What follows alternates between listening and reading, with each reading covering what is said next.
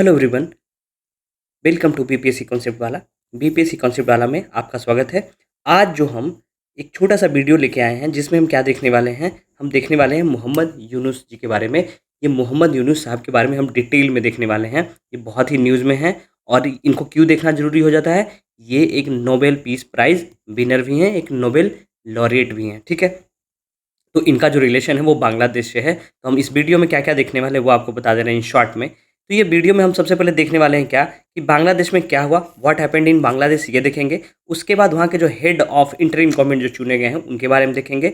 और जो head interim government चुने गए हैं वो उनका ऐसा क्या काम रहा कि उनको नोबेल प्राइज़ मिला, और उनका बुक्स और एप्रिसिएशन जो हमारे एग्जाम्स में पूछा जा सकता है उनका बुक के बारे में वो देखेंगे, ठीक है। तो फर्स्ट थिंग फर्स्ट, सबसे पहले हम देखेंगे कि बांग्लादेश में हुआ क्या जो वहाँ इतना ज़्यादा अनरेस्ट हो गया, ठीक है। ऑलराइट, तो ये स्टोरी शुरू होती है जुलाई के अर्ली जुलाई में, ठीक है। शुरुआत के जुलाई में क्या हुआ कि वहाँ के बच्चों के कॉलेज के द्वारा, यूनिवर्सिटी के जो बच्चे थे उनके द्वारा एक पीसफुल डिमांड किया गया। और पीसफुल डिमांड में ये मांगा गया कि जो कोटा सिस्टम है सिविल सर्विसेज जॉब में, उसको क्या करना चाहिए, एबॉलिश करना चाहिए। क्यों? वो बच्चों के हिसाब से बोला गया कि वो जो सिस्टम है that is discriminatory and need to be overhauled, उसको चेंज करने का ज़रूरत है। क्यों? क्योंकि बोला गया कि 1971 में जो पाकिस्तान से लिबरेशन वॉर लड़ा गया था, जिसके जिसके बाद क्या कार्व आउट हुआ, बांग्लादेश कार्व आउट किया गया, बांग्लादेश बना। उसमें जो लड़े थे वेटरन्स, उनके रिलेटिव को रिजर्वेशन में ज़्यादा दिया जा रहा था कोटा, ठीक है। इसके लिए they have demanded A peaceful protest. But धीरे धीरे क्या हुआ, ये जो प्रोटेस्ट है ये ट्रांसफॉर्म हो गया, बहुत बड़ा होते चला गया और एंटी गवर्नमेंट मूवमेंट में बन गया।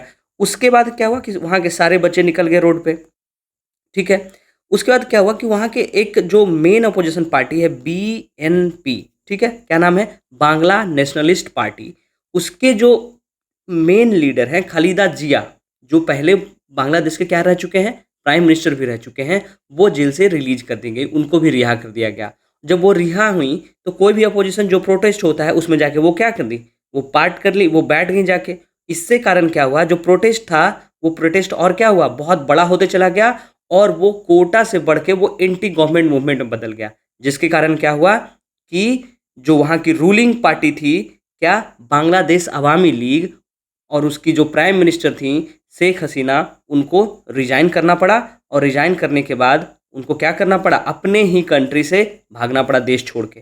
क्यों? क्योंकि उनको अरेस्ट कर लिया जाता, मे बी उनको प्रोसिक्यूट भी किया जा सकता था, ठीक है। इसलिए वो ये कब हुआ, 5 अगस्त को वो क्या की, रिजाइन की, और she fled from her country Bangladesh and she landed in India. जब इंडिया आई तो इंडिया वो क्या वहाँ एजाइलम के लिए आई, नहीं, सी वो थोड़े समय के लिए आई, स्टे के लिए, लेकिन वो she try to take asylum in UK. यहाँ तक का बात हमारे लिए इंपॉर्टेंट ज़्यादा नहीं है, ये हो गया। उसके बाद क्या हुआ, वहाँ की आर्मी आई, मिलिट्री आई, और वो टेक ओवर कर ली गवर्नमेंट को, और they try to make a interim government. और इंटरिम गवर्नमेंट बनाने के लिए क्या करती है, 8 अगस्त को इंटरिम गवर्नमेंट में के लिए किनको चुना जाता है, मोहम्मद यूनुस जी को चुना जाता है। मोहम्मद यूनुस साहब को head of the interim government क्या किया जाता है, इलेक्ट किया जाता है। और ये 8 अगस्त को क्या किए जाते हैं, ओथ लेते हैं as a head of interim government. अब यहाँ से जो जिस लिए हम वीडियो बना रहे हैं उसको शुरुआत करते हैं, ठीक है। तो हम क्या देखेंगे, मोहम्मद यूनुस साहब का अर्ली लाइफ सबसे पहले। तो मोहम्मद यूनुस साहब जो हैं वो कहाँ पैदा लिए वो देखेंगे। तो मोहम्मद यूनुस साहब जो हैं वो बांग्लादेश के चित्तगांव डिस्ट्रिक्ट में पैदा लिए थे, ठीक है। कब पैदा लिए, इनका जो जन्म है वो 28 जून 1940 को होता है, एक मुस्लिम बिजनेस फैमिली में। इनके फादर जो थे एक ज्वेलर थे, और इनकी माँ जो थी एक हाउस मेकर थी, ठीक है। इनका गांव जो चित्तगांव डिस्ट्रिक्ट का एक जो गांव है वथुआ, वहाँ जो पहले 1940s में आपको पता है बंगाल जो था, जो आज का बांग्लादेश है, वो क्या था, हमारा बंगाल प्रेसिडेंसी में आता था, वो इंटीग्रेटेड इंडिया था, है ना। जब हम क्या थे, कॉलोनियल रूल में चल रहे थे, तो ये टोटल क्या था, इंडिया ही था। और ये किस चीज़ में आता था, बंगाल प्रेसिडेंसी में। तो ये चित्तगांव भी था, वो किस में था, बंगाल प्रेसिडेंसी में, ठीक है।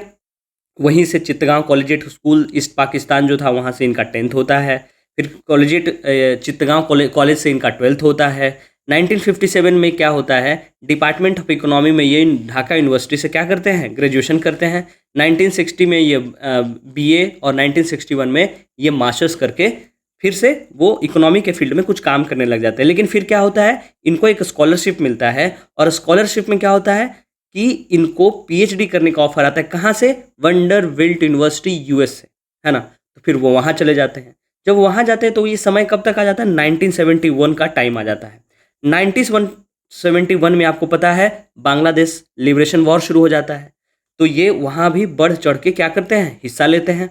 1971 में ये क्या करते हैं? एक कमेटी बनाते हैं, सिटीजन्स कमेटी, और क्या करते हैं? रैन द बांग्लादेश इंफॉर्मेशन सेंटर, और बांग्लादेश का इंफॉर्मेशन सेंटर को वो चलाते हैं। उनका एक न्यूज़लेटर भी था, क्या नाम था उसका? नाश विले करके एक इनका न्यूज़पेपर भी था। उसके बाद जब बांग्लादेश 1971 में लिबरेट हो जाती है तो 1972 में, ये आपको पता है ये इकोनॉमिक्स थे, एक इकोनॉमिस्ट थे, तो इनको गवर्नमेंट क्या करती है, गवर्नमेंट का जो प्लानिंग कमीशन था, हमारे देश में भी एक प्लानिंग कमीशन बनाया गया था, उसी तरीके से उसी तर्ज पे बांग्लादेश में क्या किया गया था, गवर्नमेंट का एक प्लानिंग कमीशन था, उसमें अपॉइंट किया गया एज ए मेंबर।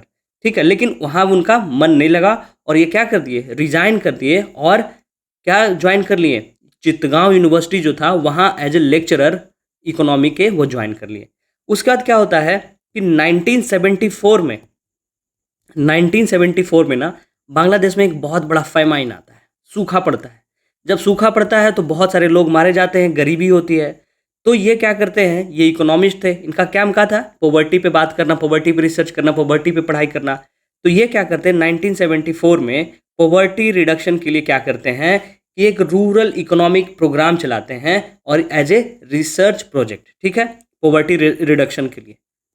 ठीक है, उसके बाद क्या होता है 1976 में, उसके बाद क्या होता है 1976 में ये चित्तगांव के पास में ही, ये जो गांव है चित्तगांव के पास में ही एक गांव होता है जिसका नाम है जोबरा विलेज। वहाँ जाते हैं कि वो गरीब, जो सबसे गरीब घर के लोग होते हैं, visit to poorest household, उससे मिलने जाते हैं। और वहाँ जाके इनको ये पता चलता है, ये डिस्कवर करते हैं कि वेरी स्मॉल लोन, जो छोटा छोटा लोन होता है ना, वो that could make a disproportionate difference to a poor person. ये जो गरीब आदमी होता है उसके लिए जो छोटा लोन होता है ना, वो क्या होता है, डिसप्रोपोर्शनेट होता है। ठीक है, फिर वहाँ पे क्या देखते हैं, वहाँ की जो लेडीज होती हैं, वीमेन, गांव की जो औरतें होती हैं, ठीक है, वो गांव के बीच में जाते हैं, गांव के बीच में वो जाके देखते हैं, सबसे मिलते हैं कि कैसे लोन से। तो वो क्या देखते हैं कि जो बैम्बू मेकिंग जो वीमेंस होती हैं, जो बैम्बू फर्नीचर बनाती थी, तो वो अपना बैम्बू खरीदने के लिए, जो देखिए ये बैम्बू का जो बना हुआ है, ये इस वो बैम्बू खरीदने के लिए वो क्या करती थी, लोन लेती थी, है ना। तभी ना वो बैम्बू का फर्नीचर बनाएंगी और उसको बेचेंगी अपना घर चलाने के लिए, क्योंकि फेमाइन आ चुका था, एग्रीकल्चर ठप पड़ चुका था।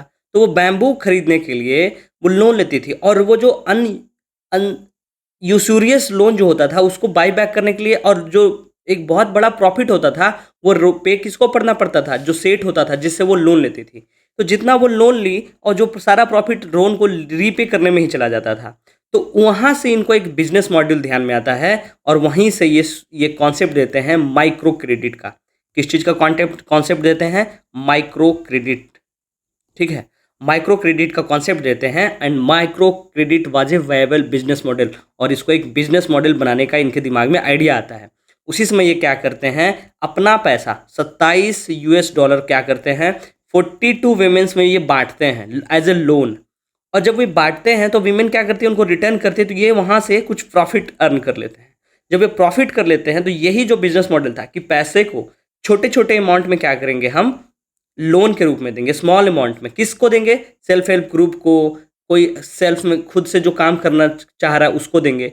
और वो पैसा जब वो लौटाएगा, कितना, उसका जो इंटरेस्ट होगा वो बहुत कम होगा, क्योंकि जो हेफ्टी अमाउंट ऑफ, जो बड़े बड़े साहूकार हुआ करते थे, जो हेफ्टी अमाउंट ऑफ इंटरेस्ट लिया करते थे, उससे ना लेके ये क्या किए कि ये बहुत ही मिनिमम इंटरेस्ट पे पैसा देने लगे, और वो बोले कि हमको रिटर्न करिएगा। ठीक है, वहाँ से इनको आइडिया आया, आइडिया ऑफ माइक्रो क्रेडिट। ठीक है, आइडिया ऑफ माइक्रो क्रेडिट आया। उसके बाद वो क्या करते हैं, 1982 में ये इसी बिजनेस मॉडल को वो बढ़ाते हैं, और 1982 में वो क्या करते हैं कि एक जनता बैंक शुरू करते हैं। जनता बैंक, है ना, पब्लिक का बैंक, मतलब इसी मॉडल को जो वो शुरू में 42 वीमेंस के बीच में जो वो बांटे, वो अब 1982 में आते आते वो 28,000 मेंबर को जोड़ लेते हैं, और 1 अक्टूबर 1983 को वो क्या करते हैं, एक ग्रामीण बैंक बनाते हैं। ग्रामीण बैंक, आपको पता होगा जो ग्रामीण इस इलाके से होंगे, हमारे देश में भी, हमारे बिहार में भी क्या है, ग्रामीण बैंक है। तो यहीं से जो कॉन्सेप्ट है माइक्रो फाइनेंस का, यहीं से जो कॉन्सेप्ट है माइक्रो क्रेडिट का शुरू होता है, जो कि हमारे देश में अगर आप देखेंगे, इंडिया में भी जो सेल्फ हेल्प ग्रुप का जो कॉन्सेप्ट है based on concept of micro finance है ना, हमारे देश में भी जो ग्रामीण बैंक का कॉन्सेप्ट है वो कहाँ से आया है, उसके जो जनक हैं, उसके जो फादर हैं वो कौन है, मोहम्मद यूनुस। उसके बाद क्या होता है, उसी के लिए इनको क्या दिया जाता है, नोबेल प्राइज़ मिलता है, कब, 2006 में। एंड आपको जान के ये अच्छा लगेगा कि ये बांग्लादेश के पहले पर्सन होते हैं, he became the first Bangladeshi to ever get a Nobel prize. ठीक है, उसके बाद ये नोबेल प्राइज़ जीतते हैं किस चीज़ के लिए, टू इस्टेब्लिशिंग ग्रामीण bank and the concept of micro finance और माइक्रो क्रेडिट, राइट। उसके बाद से इनका यही जर्नी होता है। उसके बाद देखेंगे इनका कुछ कुछ बुक है जो बहुत ज़रूरी हो जाता है हमारे लिए, क्योंकि एग्ज़ाम में आने का चांस है। पहला तो कि ये एक नोबेल विनर हैं, दूसरा ये बांग्लादेश के इंटरिम हेड भी चुने गए हैं। तो इनका जो बुक है उसका नाम है बिल्डिंग सोशल बिजनेस, ठीक है। दूसरा जो बुक है creating a world without poverty. तीसरा जो है banker to the poor, and जो इनका 2017 में जो बुक आया है उसका नाम है द वर्ल्ड ऑफ 3 जीरोज। ऐसे 3 4 5 6 किताब और भी हैं जो कुछ कुछ ऑथर के साथ में मिलकर लिखे हैं, लेकिन ये 4 जो किताब है वो इनके द्वारा ही लिखा गया और बहुत ही फेमस किताब है, ठीक है। तो अगर हम बात करेंगे creating a world without poverty, तो ये 2007 में लिखे हैं, ये 1999 में, ये 2010 में सोशल बिजनेस, और शायद बैंकर टू द पुअर ये इनका क्या है, ऑटोबायोग्राफी भी है, ठीक है, किनका, मोहम्मद यूनुस का। उसके बाद क्या होता है कि इसी नोबेल विनर को 8 अगस्त को क्या बना दिया जाता है, क्या इलेक्ट कर दिया जाता है, elected as head of interim government. और ये जब इंटरिम गवर्नमेंट वहाँ बनाते हैं और इंटरिम गवर्नमेंट बनाने के बाद ये जब अपना पहला भाषण देते हैं तो उसमें क्या कहते हैं कि अगर आप देश के नेतृत्व करने के लिए मुझ पर विश्वास करते हैं तो आपको सबसे पहले अपने पास हिंसा और अल्पसंख्यकों पर हमले बंद करने होंगे। आप किसी भी हमला नहीं कर सकते किसी पे भी, आपको मेरी बात माननी पड़ेगी।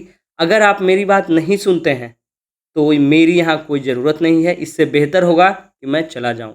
जब ये इंटरिम गवर्नमेंट बनाते हैं तो ये बात क्यों बोलते हैं, क्योंकि वहाँ जो भी माइनॉरिटी हिंदूज़ हैं, बुद्धिस्ट हैं, उन पे क्या हो रहा है, क्राइम हो रहा था, उनको सप्रेस किया जा रहा था मुस्लिम के द्वारा, तभी ये आके बोलते हैं और ये बहुत बड़ा बात हो जाता है ना। इसी को अगर हम ट्रांसलेट करें तो वो कहते हैं कि you have trusted me, you have supported me, I thank you for this. If you have faith in me, then make sure that no one in this country will be attacked. This is our first step. If I can't do this, if you can't listen to me, then I do not need to be here. Let me go. I am doing my job. If you need me, then I need to show you that you listen to me. If you do not listen to me, then I have no need. You have to protect the country from terrorism. Right. So उसके बाद आज का news क्या है कि वो मोहम्मद यूनुस साहब जो हैं वो दक्षिणेश्वरी टेम्पल ढाका में जो है वहाँ जाते हैं और वहाँ के जो हिंदुओं हैं, वहाँ के जो हिंदू स्टूडेंट्स हैं उसे जाके मिलते हैं और उनको उसको सांत्वना देते हैं कि आप इस देश में अच्छे से रहिए, आपको कोई डरने का ज़रूरत नहीं है, ठीक है। सो फिर से हम मिलते हैं किसी अगले टॉपिक पे और फिर से उस टॉपिक को हम अच्छे से आपको बताएंगे। ये टॉपिक जो था उसको डिटेल में आपको डिस्कस कर दिया गया है। Peace out.